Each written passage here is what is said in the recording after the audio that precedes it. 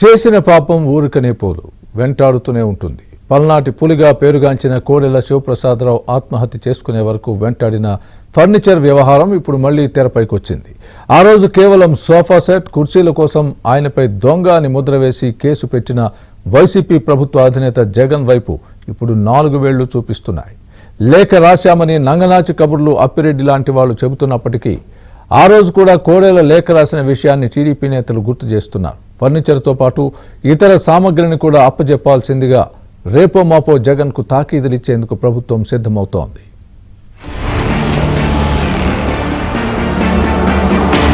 రాజకీయాలు హుందాతనంగా చేయాలి, చీప్ గా వ్యవహరిస్తే ఇంతే ఉంటుంది.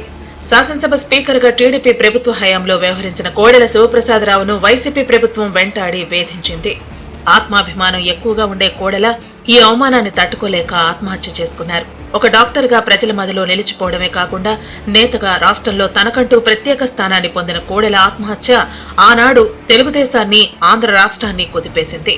శాసనసభ అధిపతిగా గుంటూరులోని క్యాంపు కార్యాలయంలో ఫర్నిచర్ ను పెట్టుకున్నారని ఆయనపై కేసు నమోదు చేశారు. అయితే ఓడిపోయిన వెంటనే ఫర్నిచర్ కు ధర నిర్ణయిస్తే తాను చెల్లిస్తానని లేఖ రాయటమే కాకుండా శాసనసభ అధికారులకు కోడెల ఫోన్ చేసి మరీ చెప్పారు.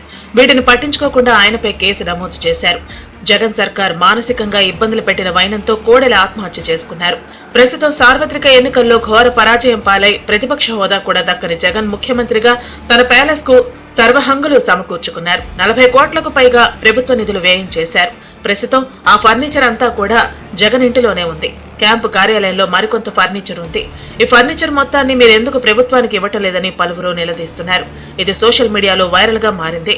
దీంతో ఇబ్బంది పడిన వైసీపీ నేతలు వెంటనే మేల్కొని లేళ్ల అప్పిరెడ్డి పేరుతో అధికారులకు లేఖ రాసి వెల నిర్ణయిస్తే తాము డబ్బు చెల్లిస్తామని పేర్కొన్నారు.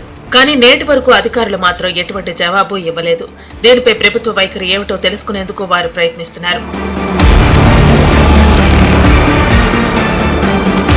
రేపో మాపో ఫర్నిచర్ మొత్తాన్ని జీఏడీకి అప్పగించాలని జగన్ కు తాకీదులు పంపే అంశాన్ని ఉన్నతాధికారులు పరిశీలిస్తున్నారు.